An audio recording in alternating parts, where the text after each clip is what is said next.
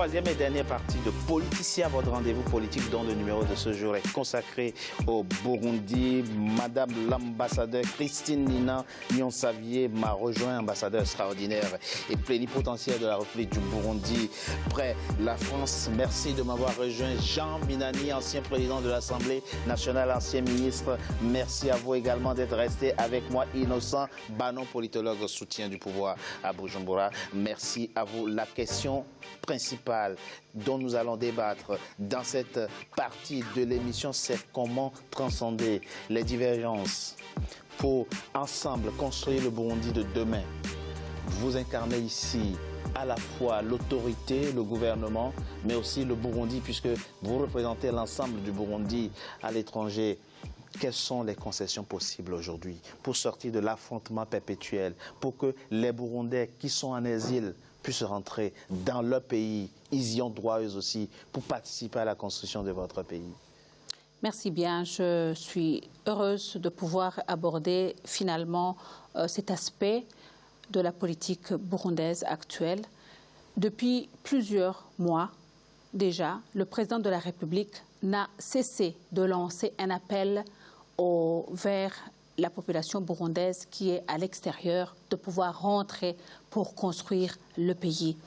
Nous avons même un exemple des dirigeants, des personnalités politiques du Burundi qui se sont aussi retrouvés à l'étranger depuis 2015, mais qui, au fil des temps, ont décidé de retourner au pays et qui sont maintenant dans les affaires. L'ancien président, par exemple, qui est l'ancien vice-président, il y a l'ancien président qui est là-bas, il y a Alice Nzomukunda qui était vice-présidente du pays. Mais vous avez tassé certains déjà de terroristes, certains sont considérés comme tels. Est-ce que là aussi, il ne faut pas faire un pas, aller vers une sorte de loi d'amnistie? Je pense que tout le monde est appelé à rentrer. Celui qui a la volonté ou le désir ou qui souhaite réellement retourner au pays et construire le pays, oui, mais madame, il est bienvenu. Quand on vous cueille à l'aéroport, c'est pas rassurant.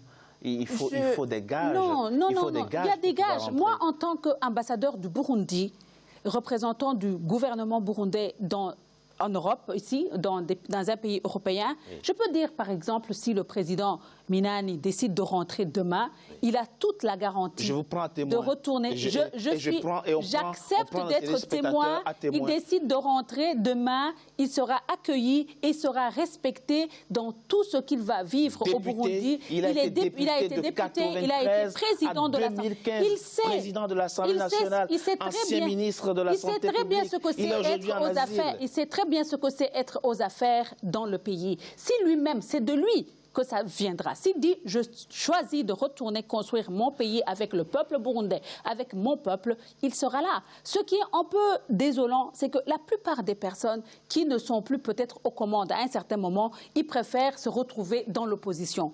Ils préfèrent se dire « ok, moi, je ne suis pas d'accord avec ce qu'on est en train de faire ». Et pourtant, on a le droit de dire qu'on n'est pas d'accord. Oui, on a le plein droit et c'est ça ce qui est bien. On peut avoir un désaccord, mais on peut mettre les désaccords ensemble et aider le pouvoir en place à construire. Là où vous pensez qu'il y a une erreur, dites-leur comment il faut faire pour corriger. La voix officielle que vous incarnez est en train de nous dire ici que vos compatriotes qui sont en exil peuvent rentrer. Ils peuvent rentrer. Au Burundi sans être inquiétés. Celui qui veut rentrer au Burundi peut rentrer sans être inquiété. Il y a des personnes qui ont commis des délits.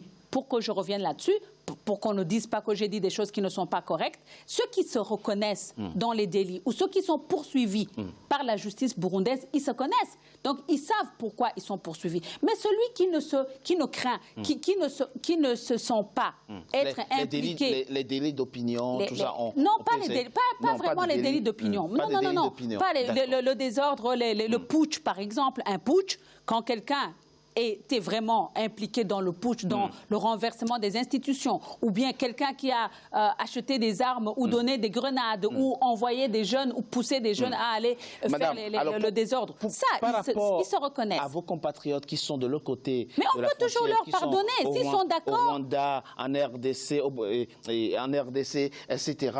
Est-ce que, je sais que l'économie burundaise en ce moment ne se porte pas bien avec un fort taux d'endettement, c'est vrai, mais est-ce qu'on peut imaginer des sortes de de primes de réinstallation, par exemple, puisque ce sont des gens qui ont tout perdu, qui n'ont plus aujourd'hui véritablement de repères au pays en termes d'activité économique. Nous avons au Burundi un ministère qui s'occupe de la réintégration. Ça, c'est la grande bureaucratie.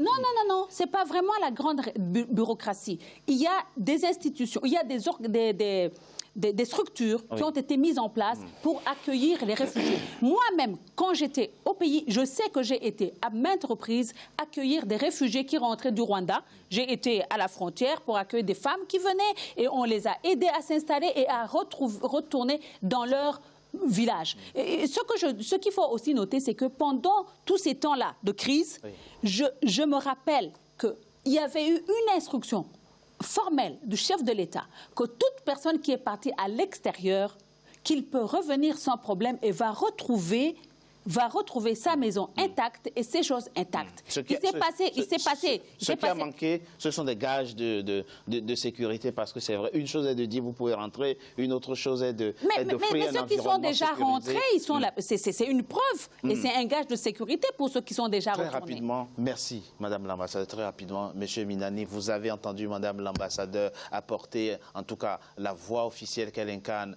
apporter la garantie et sans doute l'expression de la bonne foi du pouvoir en place. Est-ce que c'est quelque chose que vous acceptez avec sincérité, avec volontarisme? Est-ce qu'on peut imaginer que vous rentriez de votre exil et que vous participiez, vous aussi, avec l'expérience qui est la vôtre, à la construction du Burundi de demain? Prions au bon Dieu que M. Pierre Nkurunziza n'aurait pas entendu et qu'il trouve une voix qui est entendue et qu'on enlève Pierre Nkurunziza et qu'on la nomme président de la République. Comme ça, je pourrais peut-être discuter avec eux et voir comment les conditions de rentrer. Mais quand on fuit, on sait ce qu'on a fui, pourquoi on est en exil. Les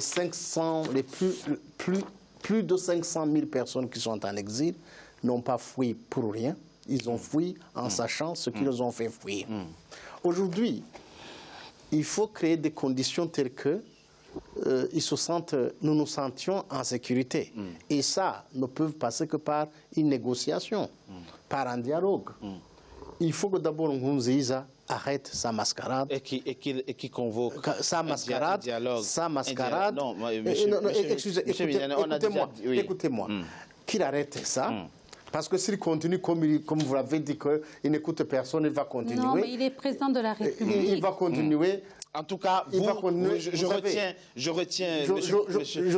J'aurais reconnu président de la République jusqu'en 2015. Après, il n'est plus mon président. Vous appuyez, votre président. Vous appuyez. Alors, mais nous avons été dans un processus. Merci. Un processus de négociation.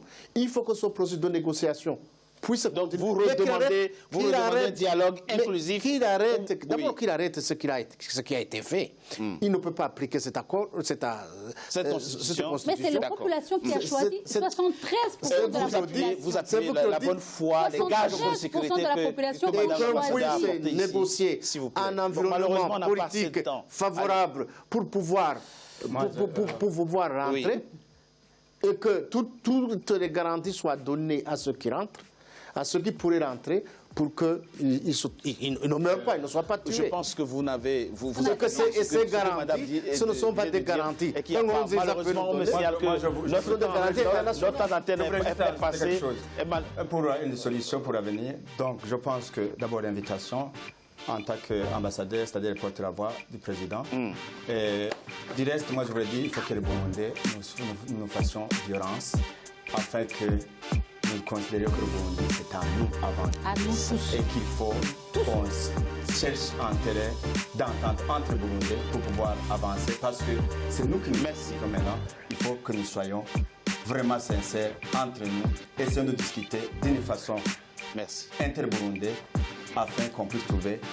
Les défis sont burundais, les solutions doivent être Merci, c'est la fin, mesdames et messieurs. Portez son message, c'est la fin. Portez son message à vos autorités. Mais c'est le message qui passe. C'est la fin, mesdames et messieurs. Politicien, votre rendez-vous politique dans le numéro de ce jour a été consacré au Burundi. Restez toujours fidèles au programme d'Africa 24. À très bientôt pour un nouveau numéro de Politicien. Merci. Merci à vous. Merci à vous aussi. Merci.